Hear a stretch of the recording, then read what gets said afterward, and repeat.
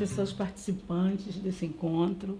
E eu começo esse dia em que eu vou falar sobre a Lei 10.639 e a 11.645, refletindo o quanto a Lei 10.639 pode contribuir e qualificar no processo de estabelecimento de uma educação emancipatória e que como ela pode ajudar no rompimento da colonialidade, partindo de uma pedagogia a outra, da etnoeducação, promovendo epistemologias cujos valores são baseados nas concepções afrocivilizatórias, na americanidade e deslocando as epistemologias coloniais.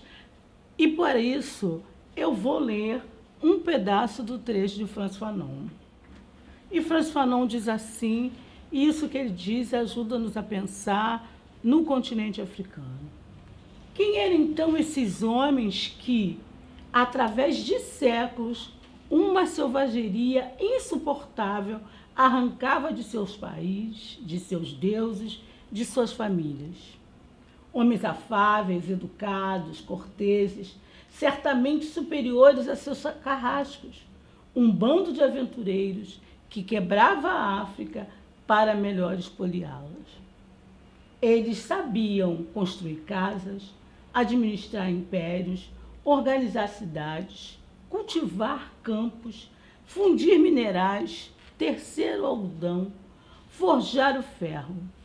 Sua religião era bela, feita de misteriosos contatos com o fundador da cidade. Seus costumes agradáveis, baseados na solidariedade, na benevolência, no respeito aos idosos. Nenhuma coação, mas assistência mútua e alegria de viver. E a partir dessa reflexão de Frantz Fanon, a gente começa a pensar e entender a Lei 10.639. A Lei 10.639 nasce da necessidade de que a luta contra o racismo deva se dar também nos bancos escolares. Então, em 2003, em janeiro de 2003, é promulgada a Lei 10.639 e, mais tarde, ela é alterada pela 11.645. Tanto a Lei 10.639 quanto a 11.645 tem como papel modificar a Lei de Diretrizes e Bases do Ensino, colocando como obrigatório, primeiro, o ensino das histórias e culturas africanas e afro-brasileiras e depois, em 2008, insere a referência indígena. Para falar da Lei 10.639, eu gosto de observar essa parede que tem aqui. Ela tem muitas máscaras de muitos países africanos, mas também tem máscaras feitas por africanos que moram no Brasil, por descendentes de africanos nascidos no Brasil e ainda por brasileiros, negros ou não, mas que realizam seu trabalho buscando uma referência das culturas africanas. E essas máscaras nos deixam ver que o continente africano é muito maior do que isso que nos querem ensinar. Ele tem várias culturas, várias histórias, várias formas de expressar o seu saber. E esse é um dos princípios da Lei 10.639. A Lei 10.639, então, busca mostrar e valorizar todos esses conhecimentos que são desperdiçados. Há um fio aproximador quando olhamos essas máscaras, que, embora sejam diferentes, há um fio aproximador que nós chamamos de valores afro-civilizatórios. A Lei 10.639, então, nos alerta para a possibilidade de entendermos que a sociedade brasileira, e eu também diria a sociedade afro-latina, há muitos saberes e fazeres que compõem as culturas, os hábitos, os gostos, mas que esses ficam na existência, sendo desqualificados em posições hegemônicas que provocam o epistemicídio. E aí, deste modo, vamos fazer o desvio desses posicionamentos para chegar à construção de uma sociedade antirracista. Antes de continuar a nossa conversa, eu vou passar por alguns conceitos que eu trouxe aqui. Eu falei de colonialidade, eu falei de epistemicídio, eu falei de hegemonia. Colonialidade, em Aníbal Quijano, age no campo da dominação. Ela se desdobra atuando nas subjetividades do grupo colonizado. E ela tem a raça como referencial fundamental para a classificação hierárquica e social da população. A colonialidade é uma forma de expressar a não validação de conhecimentos do povo, o não reconhecimento das autoridades comunitárias e científicas, o descredenciamento das pessoas enquanto sujeitos produtivos e reflexivos, assim como a desqualificação de seus corpos. Em hegemonia, então, é a supremacia de um povo, né? É a pretensa supremacia de um povo entre os povos, ou seja, a superioridade que um país tem sobre os demais, tornando-se assim um Estado soberano. O Estado que detém a hegemonia possui influência em diversas áreas, especialmente em termos econômicos, culturais, o poder militar, como as armas, aviões, munições, etc. Para falar de epistemicídio, eu vou a Sueli Carneiro. E a Sueli diz para nós que epistemicídio é para além da anulação e da desqualificação dos povos subjugados, é um processo persistente na produção da indigência cultural. Ele trabalha na negação do acesso à educação, sobretudo uma educação de qualidade. Ele trabalha na produção da inferiorização intelectual, pelos diferentes mecanismos de deslegitimação do negro como portador e produtor de conhecimento e de rebaixamento da capacidade cognitiva pela carência material ou pelo comprometimento da autoestima, pelos processos de discriminação correntes no processo educativo. Voltando à Lei 10.639, então é importante ressaltar que ela é uma resposta de luta do movimento negro brasileiro, que passa a reivindicar acesso à escola, mas também que a história e culturas negras façam parte do currículo escolar, de modo que esses conhecimentos sejam para fortalecimento dos estudantes negros e negros, mas também de toda a sociedade. A caminhada pelo direito à educação também vai fazendo com que os ativistas percebam o racismo e o quanto ele afeta os sujeitos negros para além da esfera socioeconômica. O negro não quer mais assimilar o jeito do branco. Ele quer reivindicar poder e indica a escola como um local para o início desse processo de transformação de toda a sociedade. O que vemos aqui, e isso acontece mais ou menos pelos anos 70, é a mudança da concepção do sentido da luta. Mudando também, na medida em que ele muda a posição política, que agora é de afirmação de identidade, da consciência de si, e se coloca em oposição àquelas ideologias hegemônicas e epistemicidas que se perpetuam na sociedade e na educação brasileira. Ao mudar o sentido da luta, o movimento negro também quer mudar a concepção de educação. É importante para nós reconhecermos que o movimento negro ele é um ator político que constrói, sistematiza, articula saberes emancipatórios produzidos pela população negra ao longo da história social, política, cultural e educacional brasileira em prol da superação do racismo. Esta é uma reflexão trazida pela professora Alina Gomes. Em janeiro de 2003, é assinada a Lei 10.639, e aí a gente considera esse um marco legal.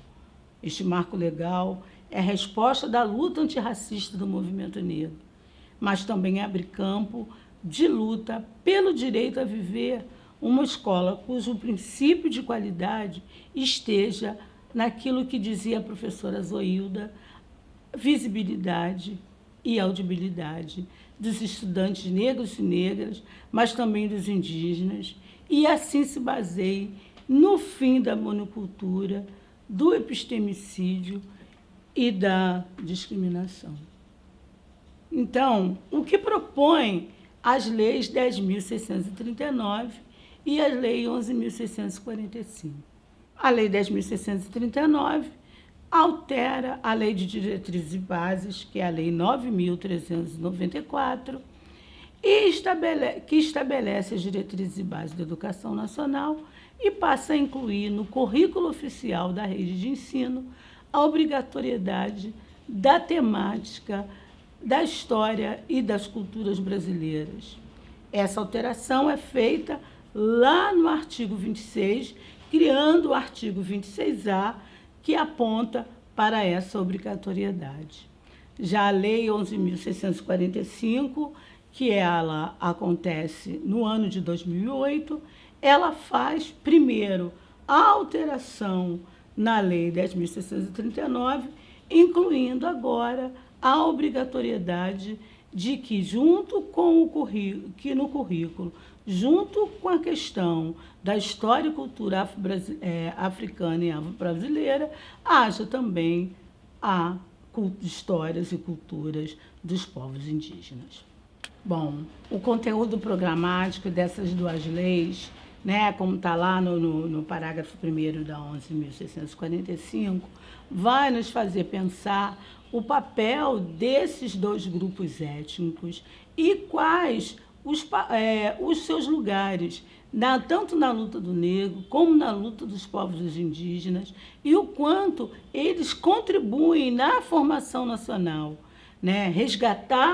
A importância de resgatar as contribuições nas áreas sociais, nas áreas econômicas e políticas pertinentes à história do Brasil, para além daquela ideia do Brasil das três raças, né?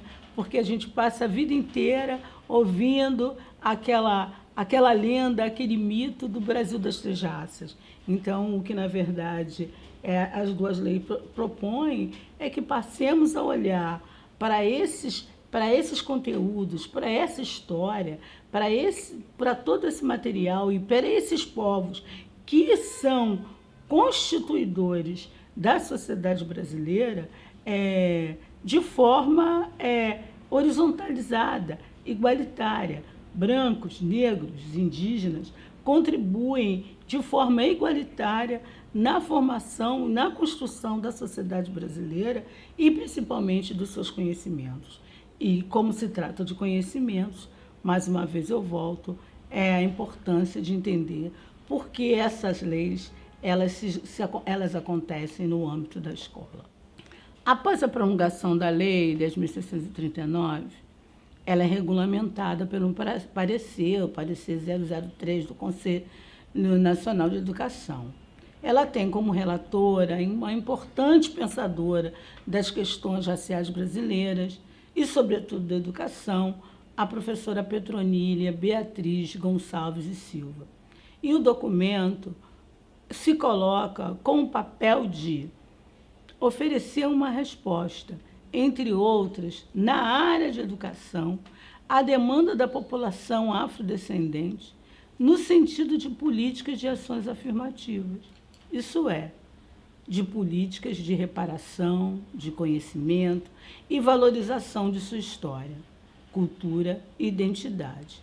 Tratar ele de política curricular fundada em dimensões históricas, sociais, antropológicas, oriundas da realidade brasileira. Esse é um trecho do que está lá no parecer. O documento também nasce, não é aleatório, né? A professora Petronília não sentou e aleatoriamente preparou o documento. O documento nasce de consultas individual e em grupo de coletivos de ativistas do movimento negro, mas também a consulta a vários documentos nacionais, estaduais, municipais, que tratam do combate ao racismo. Ela também utiliza o Estatuto da Criança e do Adolescente e o Plano Nacional de Educação.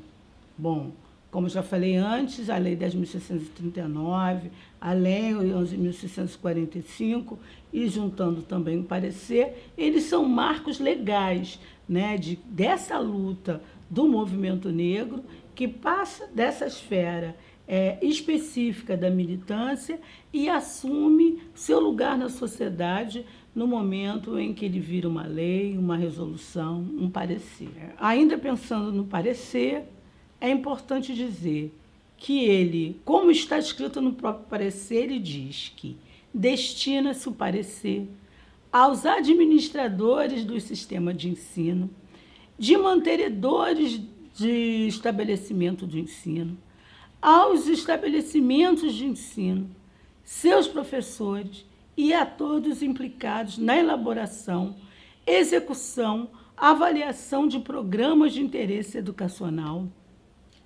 de planos institucionais pedagógicos e de ensino.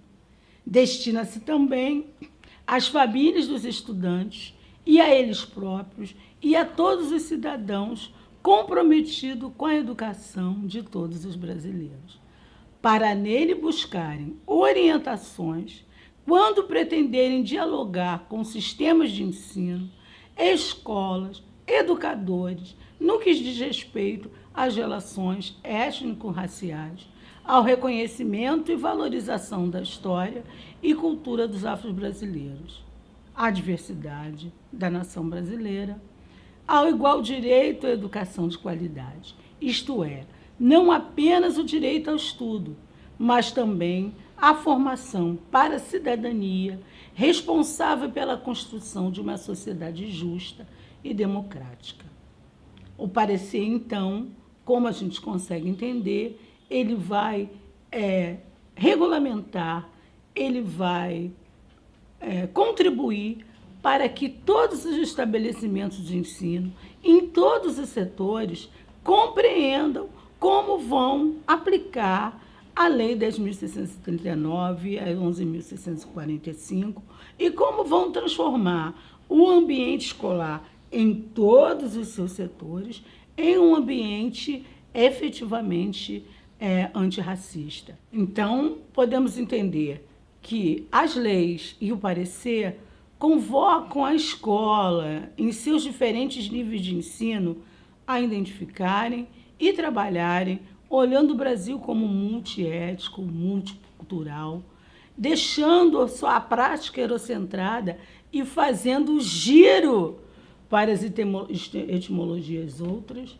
pedagogias outras, que se empenham em valorizar e reconhecer quem somos e como a construção da cidadania, da democracia, da justiça e da decolonialidade. Eu falei que a Lei 10.639 faz um giro e que esse giro vai romper com o eurocentrismo e a decolonialidade. Então, vamos entender o que é eurocentrismo. Eurocentrismo, vou novamente aqui, Rano, ele refere-se a uma perspectiva de conhecimento cuja elaboração sistemática começou na Europa Ocidental, antes do meados do século XVII. E nos séculos seguintes, ela tornou-se mundialmente hegemônica. Mas o que Rano nos alerta, uma coisa bem interessante, que o eurocentrismo não se refere a todos os modos de conhecer de todos os europeus em todas as épocas. Preste atenção, ele nos diz que o eurocentrismo, ele se refere a uma específica racionalidade, uma perspectiva de conhecimento que se torna mundialmente hegemônica, colonizando e sobrepondo-se a todas as demais. Então, é esta a questão que nós trabalhamos e que a Lei 10.639 e os 1.645 vão atuar. Não que possamos conhecer saberes europeus, mas que esses saberes europeus, que esses conhecimentos europeus, não sejam eles apenas entendidos como a única forma, como a única perspectiva de saber, como a única perspectiva de lidar com o mundo. É essa a questão que é preciso romper quando se lida com o eurocentrismo. Então, é a Lei 10.639, que é pensar a escola como um local propício e seguro para que possamos romper com essa ideia de que os únicos saberes válidos são os conhecimentos vindos da matriz europeia. Bom, falei de eurocentrismo, mas também falei de decolonialidade. Decolonialidade, aí eu vou ao Maldonado Torres, ele diz que é a luta contra a lógica da colonialidade e seus efeitos materiais, epistêmicos e simbólicos. Decolonialidade é um projeto. É um projeto que busca uma outra ordem mundial, uma luta pela criação de um mundo onde muitos mundos possam existir e onde, portanto, diferentes concepções de tempo, espaço e subjetividade possam coexistir e também se relacionar produtivamente. Então, mais uma vez, o que nós vemos é a intenção, a necessidade, a busca de romper com a monocultura, com a narrativa única. O que queremos, a partir da Lei 10.639, é um projeto decolonial, ou seja, em que as várias concepções de mundo elas possam existir juntas, coexistir, se relacionar. Bom, isso explicado, volta então àquilo que eu falei de que a Lei 10.639 faz um giro. Então, o giro a que eu me referi seria o giro decolonial. Fazer o giro significa se colocar em atitude radical e crítica para mudar o mundo. Esse compromisso para mudar o mundo é um posicionamento radical em que olha para o corpo como porta aberta para toda a consciência. Uma mudança de sentido, de visão, trocando aquilo que é individual pelo coletivo, busca a agência daquele que era condenado. Né? Maldonado Torres usa bastante essa expressão condenado, porque quando ele vai refletir decolonialidade, ele toma como referência o texto Condenados da Terra, de Frantz Fanon. Então, ele busca a agência daquele que era condenado, mas também quer o seu posicionamento como um questionador. Então, por isso, o corpo é porta de toda a consciência. Dentro desse contexto, o papel da Lei 10.639 na escola será o de fazer o deslocamento do estudante negro e também dos outros no lugar de sair do lugar de condenado para o de questionador. E isso depende de um currículo que dê conta disso. A Lei 10.639 é currículo. Vale entender, então, que currículo, né, que a gente sempre fala, é o currículo, é o currículo. Então, o currículo, para além de uma seleção de conteúdos, ele trata de um conjunto complexo que envolve práticas de ensino, formação de professor, organização escolar, gestão escolar. Um currículo comprometido com a igualdade racial levará todos os segmentos da comunidade a trabalharem na dinâmica do racismo. Então, que coisas acontecem aqui que promovem, que produzem o racismo.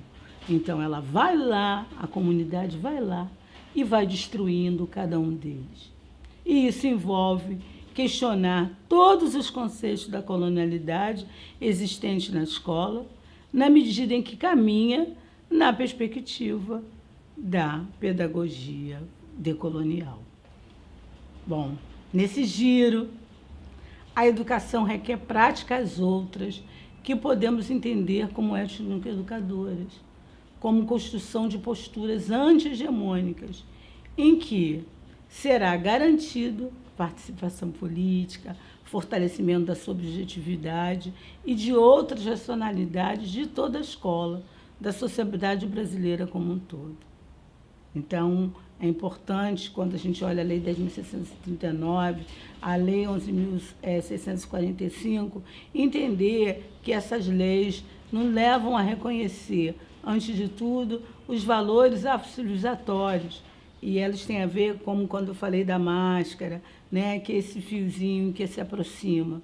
Então, entender os valores civilizatórios enquanto resistência democrática e também projeto emancipatório, que é o que é a própria lei. Mas, sendo um marco legal da sociedade brasileira, a Lei 10.639 também nos leva a conhecer aquilo que a professora Lélia Gonzalez tanto anunciou, que é a nossa americanidade, né? É entender que nós estamos perto, que quando escrevemos e inscrevemos a história negra, ela é para além do Brasil, né? Então, com isso, nós partimos dali e também preservamos e potencializamos as africanidades. Bom, a Lei 10.639, volto a dizer, ela nasce desse ativismo do movimento negro, mas ela e se torna, para dentro da educação, esse processo de fazer o giro, né? Esse giro decolonial.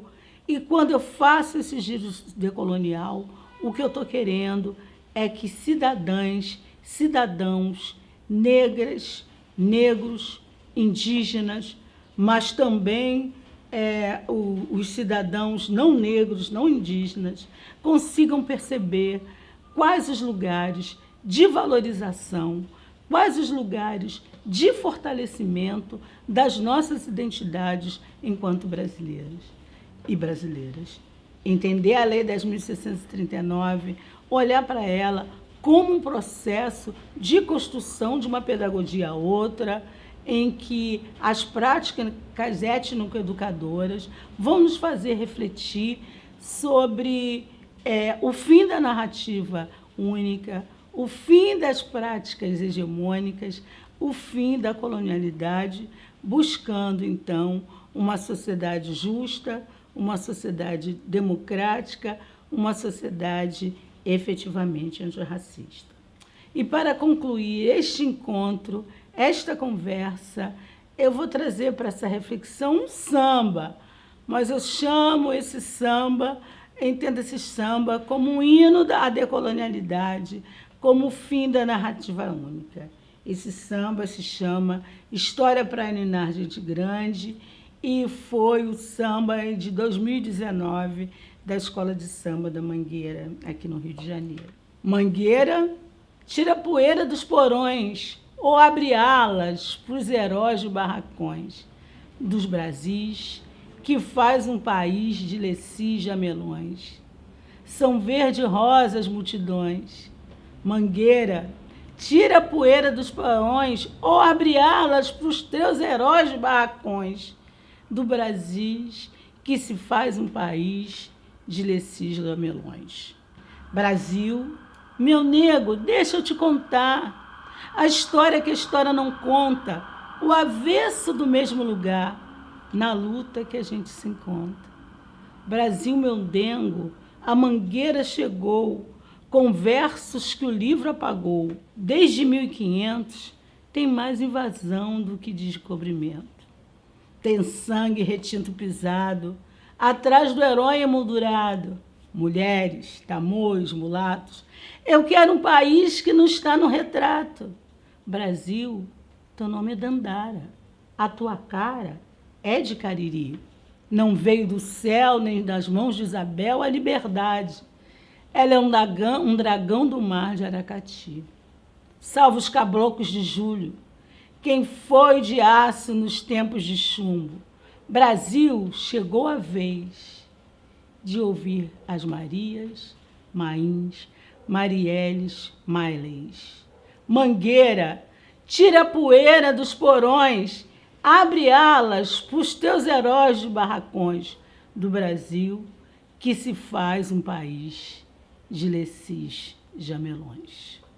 Esse lindo samba da Mangueira tem como compositores Luiz Carlos Máximo Dias, Silvio Moreira Filho, Danilo de Oliveira Firmino, David Domênico, Márcio Antônio Salviano, Rony de Oliveira Machado, Tomás Carvalho de Miranda e Manuela Trindade Oiticica.